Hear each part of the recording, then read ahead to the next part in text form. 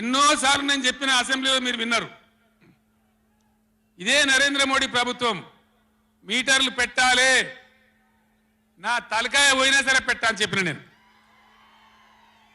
25,000 కోట్ల రూపాయలు ఇయ్యలే మనకి ఇవ్వాల్సినాయి, అయినా పెట్టలే.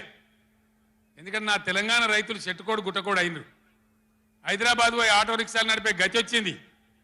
కాబట్టి వీళ్ళు మళ్ళీ ఒక దరికి రావాలి, పల్లెలు పచ్చబడాలి, రైతాంగం బాగుంటే అందరికి పని దొరుకుతుంది, చిన్న రైతు పెద్ద రైతు అందరు బతకాలని చెప్పి ఎంత మంచిగా వచ్చేది రైతు బంధు, ఎంత బ్రహ్మాండంగా వచ్చేది.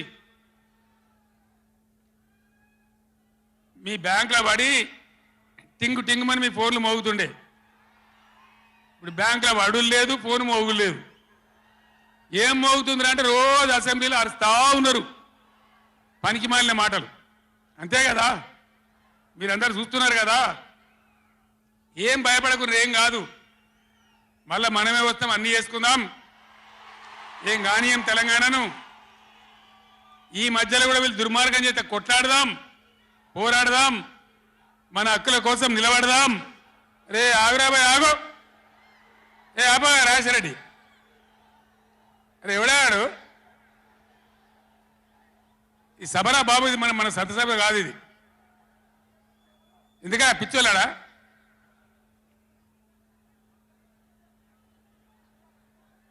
నేను మీ అందరికి ఒకటే మాట చెప్తా ఉన్నా, మాకు అధికారం రావాలి, ఎన్ని అబద్ధాలైనా చెప్పుదాం, ఇష్టం నోటికి వచ్చింది చెప్పింది. ఇలా కొత్తగా మొదలుపెట్టిన దుకాణం కూడా కొత్తగా నేను ఇంతకుముందు చూసిన పేపర్లలో, సోషల్ మీడియాలో చూసిన నేను. వరికి పంటలకు కనీస మద్దతు ధర వస్తే వాళ్ళు చెప్పిన 500 బోనస్ ఇయ్యారట. అంటే ఏమన్నట్టు, ఎందుకు చెప్పిన మరి అన్నాడు? మద్దతు ధర రాలేదా? కేసీఆర్ గవర్నమెంట్ అప్పుడు వడ్లని కొనలేదా? డబ్బులు బ్యాంకులో పడలేదా? మరి ఇవాళ 20 ఏమైంది? అదే ఆఫీసర్లు కదా, అదే ప్రభుత్వ వ్యవస్థ కదా, అదే కలెక్టర్లు కదా, ఎక్కడికి పోయినరు? ఏం చేస్తున్నారు? మీ దొంగ మాటలతో, నంగనాచి మాటలతోని ఇతరుల మీద అబాండాలేసి ఏదో తప్పించుకుంటామంటే నడవది బిడ్డ, జాగ్రత్త.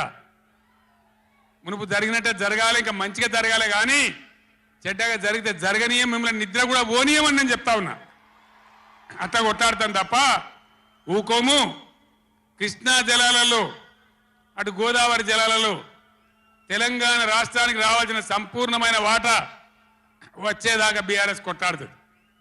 ఇలా అసెంబ్లీలో తీర్మానం చేయగానే కాదు, అఖిల పక్షం తీసుకొని పోవాలి ముఖ్యమంత్రి, అధికార పార్టీ అన్ని పార్టీల రాజకీయ నాయకులను ఢిల్లీకి తీసుకొని పోవాలి, ప్రధానమంత్రిని నిలదీయాలి. మా వాటా మాకు వస్తే తప్ప ఊరుకోమని చెప్పాలి. ఆ చెప్పేదాకా మనం కూడా ఎంబడ పడాలి.